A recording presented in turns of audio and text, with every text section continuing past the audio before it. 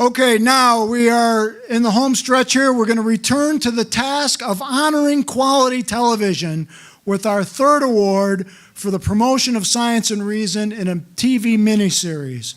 Here to present the award is Academy Award nominee Robert Forster. Robert Forster has been a sought-after actor since he starred in Haskell Wexler's Medium Cool some time ago. Robert has appeared in Breaking Bad, The Descendants, Heroes, Mulholland Drive, and Jackie Brown. That's the one he got the Academy Award nomination for. Ladies and gentlemen, please welcome to the stage, Robert Forster. Thank you, Julius. Very good. Many thanks. Well, I'm about to present the Harry Houdini Award. I don't know about the rest of you, but my Harry Houdini will always be Tony Curtis. And I don't know how to follow comics. The only thing I can remind myself of is the first moment I realized that I was a skeptic. I was 4 or 5 years old, and I remember somebody, I could tell you my birthday. I was born on July 13th.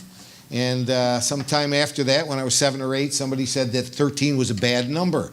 And I said, no, it wasn't. It was a great day. 13 is a great number. And they said, yeah, well, next time you go on an elevator, see if there's a 13th floor.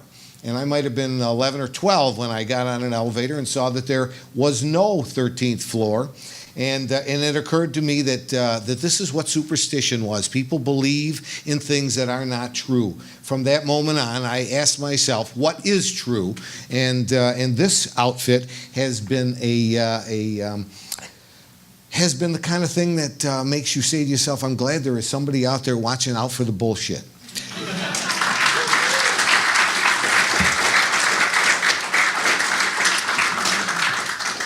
I can't do this without glasses, so there you go. I am here tonight to present the award for, I see now this is where you get your good bass tones. I'm here tonight to present the award for the promotion of science and reason in mainstream entertainment. The IIG tonight goes to a production of Lionsgate Television, Inc., a fabulous dramatization of the life of the great-grandfather of skepticism, Harry Houdini. Houdini was the result of a meeting at the History Channel when some executive asked, did anything happen after Jesus but before Hitler? The result was a 2-part miniseries that dealt with Houdini's war against the psychics of his day, like James Randi, Penn and Teller, and Richard Wiseman. Harry Houdini was a conjurer who was shocked and offended that people would pass off his tricks as the real thing. Let's take a look at Houdini.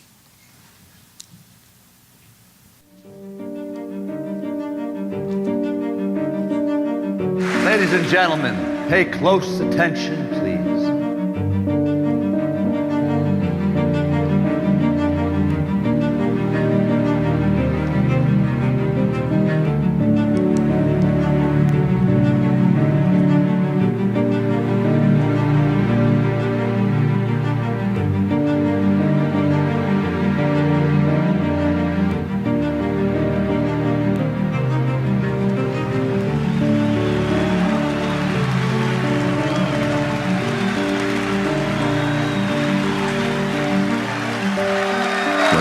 See, the mind believes.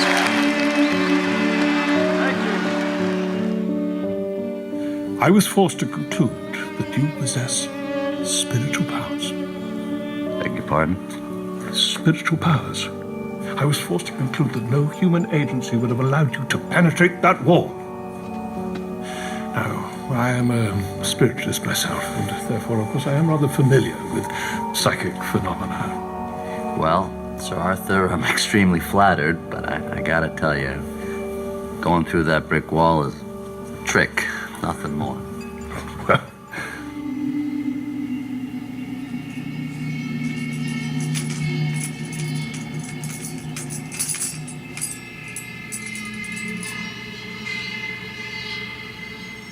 This concentrate our powers, that we may commune across the ether.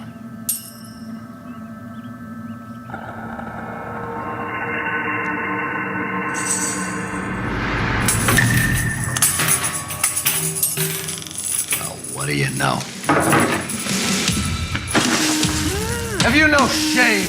Get out, you scum! Phonies! You're a bunch of phonies! They call themselves mediums or clairvoyants, but truly they are vultures who prey on the misery of those in pain, longing to be reunited with those they have lost. Well, to these frauds, I offer a challenge. $10,000. $10,000 for a medium whose tricks the great Houdini cannot expose. Mr. Houdini, did you really call Lady Doyle a fake? Huh? No, not exactly, no. You know, Mark Twain, H.G. Wells, Lewis Carroll, they all believe. Mm-hmm. It's not religion, it's science. Religion masquerading as science, young man. In one way or another, we all want to escape. But no one's pulled it off. Happy Halloween, Harry. No one's actually done it. Not yet.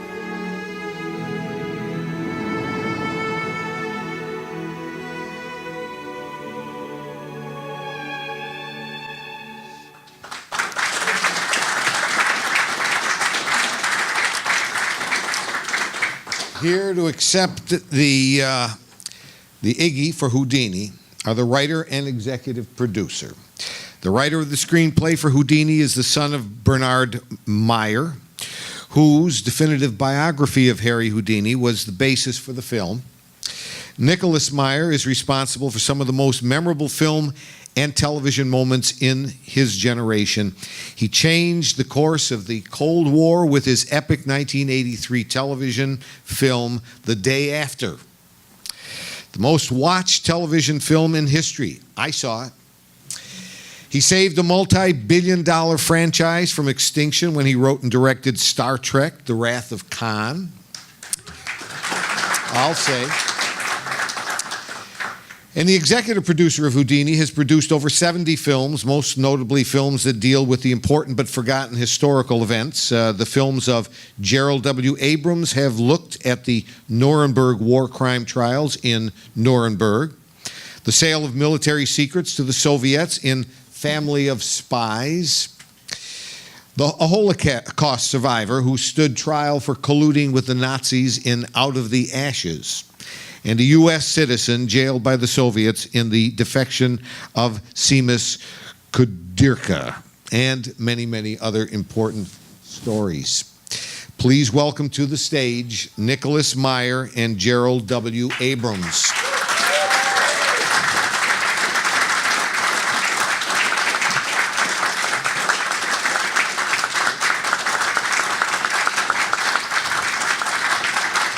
Gents, there is only one. With a problem.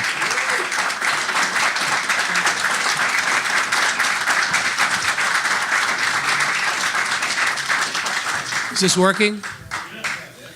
Well, my favorite song from Hannah's was Wash Your Hands.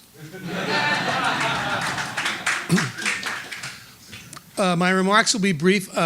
About 5 years ago, when the History Channel said that they were interested in proceeding with Houdini, there was only one person that I could think of, somebody that I'd first met when I moved out here in the early 70s, and that was Nick Meyer.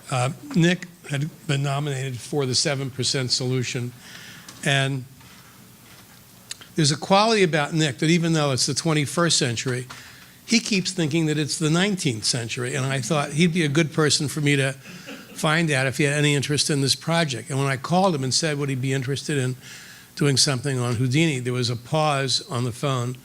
And I'm not saying he started to cry, but he was very emotional in talking about his dad and that he had written this definitive book on Houdini. And as soon as I heard those kind of quiet sobs, I knew I found the right guy. I called the network and I said, I think we've found our writer. And they said, who is it? And I said, Nick Meyer. And I said, the problem isn't if I bring Nick in to meet with you. The problem is I don't know who else to bring in.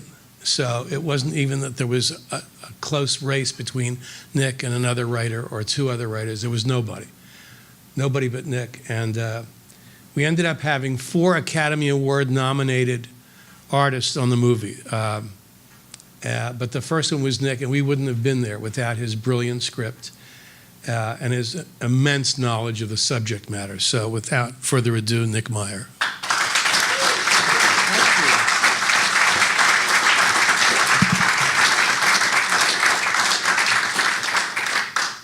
Thank you very much. I must say it's extraordinarily reassuring to be here. My obsession, I suppose, is the collapse of American education. We have sold ourselves out, and when you stop educating people, then superstition, ignorance, and all kinds of folly follow, mayhem. Thank you. We've worked together for a very long time. I truly wish that my father were alive to appreciate any of this. He would have, by the way, objected to the term definitive when talking about biography, or for that matter, any work of art. If you show 3 apples or 1 apple to 3 artists, you'll get a different apple from Monet, Manet, and Van Gogh. They will be all wonderful, but they will not be definitive. And a biography is really a collaboration between a painter and a sitter, and the sitter could be dead or alive, willing or unwilling, but it's that person's point of view. And I think the point of my dad's book and the point of our movie was that other biographies will tell you what Harry Houdini did, and some will tell you how he did it. But this was the only book, and still I think the only book, that attempted to deal with why. And I am extremely grateful to Jerry, not for just for his previous very friendly remarks. It was the first time for everything. But for the really wonderful opportunity he gave me and the great time that we had together putting this movie together. And the icing on the cake, I think, is this award, which we were far from expecting. So thank you all very, very much.